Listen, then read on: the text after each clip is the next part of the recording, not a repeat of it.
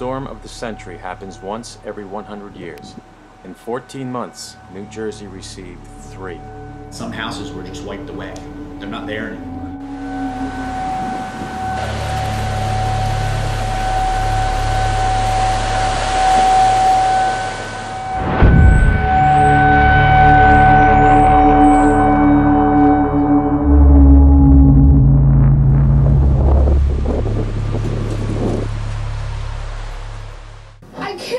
I would never thought in a million years that this would happen here. Never. Now we're homeless. Anyone who says there's not a dramatic change in weather patterns, I think is denying reality.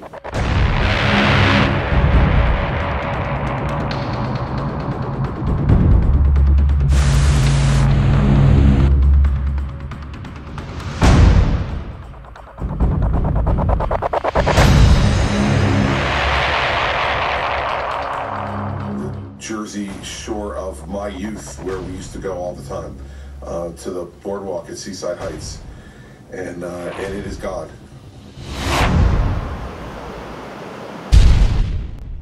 Woodland Park, formerly known as West Paterson, a suburban town of mountain and river edge neighborhoods located in Passaic County in northern New Jersey. Population is close to 12,000. One of many New Jersey towns who share a story to tell of 3 devastating storms from Mother Nature that took place in a span of 14 months. At the helm of Woodland Park, the town's mayor, Keith Kazmark. The differences amongst those storms were vast. First of all, Hurricane Irene brought us a significant flash flood event, and then a few days later, a significant river flooding event. Irene was devastating simply because of the flood event. When we did a damage assessment tour through the town, during the flood event, the water was up to the top of the street signs at the end of the block near the Passaic River. Some people lost their homes. Some people have abandoned their homes.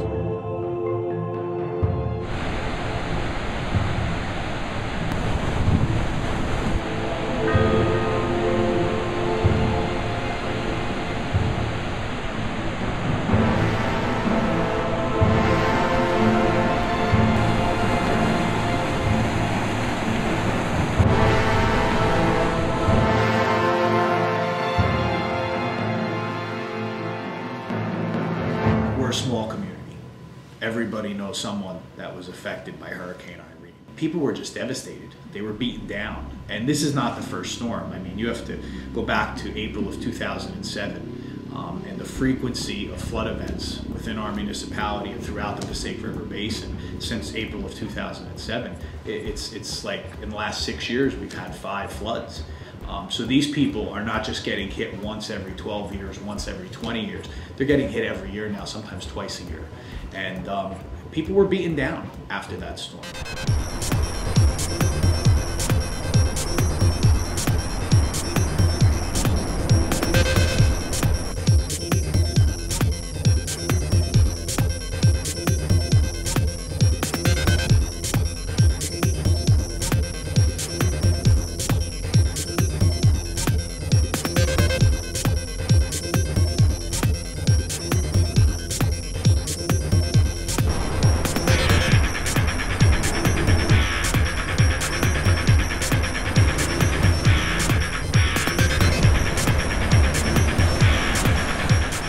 The problem is that we've been doing studies on flooding in the Passaic River Basin for the last 40 years. We haven't come up with a viable solution that's been put in place.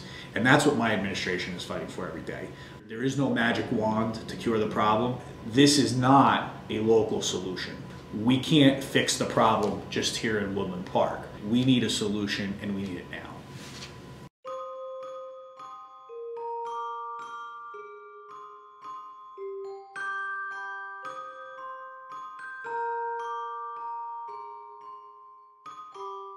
The October snowstorm, the timing could not have been worse because we were still recovering from the effects of Hurricane Irene and the flooding that followed.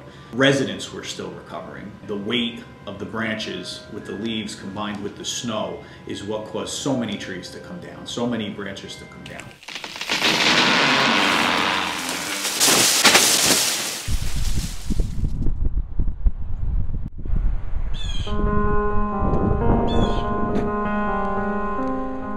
I will tell you that last year I was not the mayor, but I was a member of the Office of Emergency Management. I was a candidate for mayor, so a lot of what was happening both during Hurricane Irene and during the freak October snowstorm, as it's come to be known, I spent a lot of time observing what was happening. In case I was elected mayor, I wanted to be best prepared in case we had another situation. Subsequently, we did. My priority going into this storm was to make sure that we were communicating with our residents early on, prior to the storm actually starting, so that they had a 48-hour to 72-hour period where they could actually get themselves ready for the storm and be best prepared to get through it, and most importantly, to get through an extended power outage that might occur after the fact. We went out early. We let our residents know. We took advantage of our cable access station. We had frequent briefings because we anticipated that the power was going to go out. And we anticipated that that power could be out for up to 10 days or more. And we needed to convey that to the residents, because I felt that if the residents had that information provided to them and they were able to take, the 48 to 72 hours before the storm and make preparations for an extended power outage, that we would be able to deal with that situation better in the aftermath of the storm. I'm proud of our community and the response that we collectively had towards this event.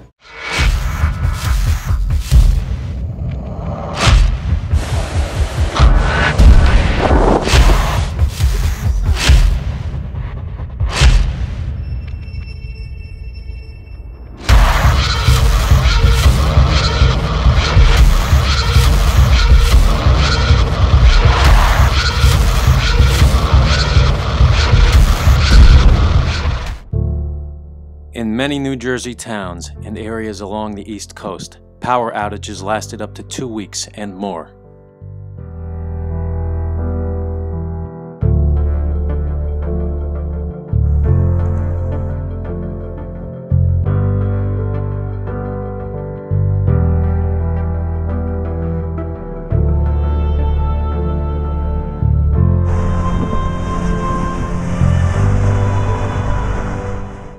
Get in that line, the line's gonna be back up there, then they gotta cut off.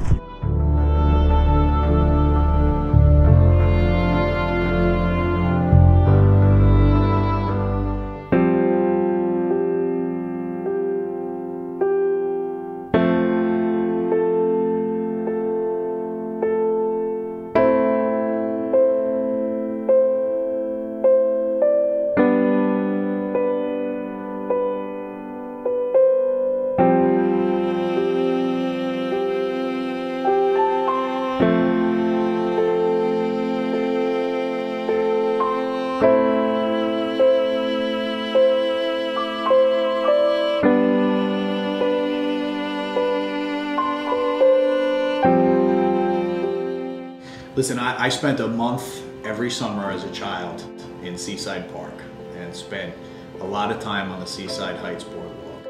And I have to tell you, it's never going to be the same. And I think Governor Christie is right when he says that. But the amazing part of New Jersey, the amazing part of this country, is the resilience that we have as a people. We will rebuild those beaches. We will rebuild those boardwalks. We will come back with a Jersey Shore that's better than ever. Today was a bit of a day of sorrow for a lot of people, and we need to feel that. It's appropriate to feel it. We need to feel it and take it in. But as long as sorrow does not displace resilience, then we'll be just fine.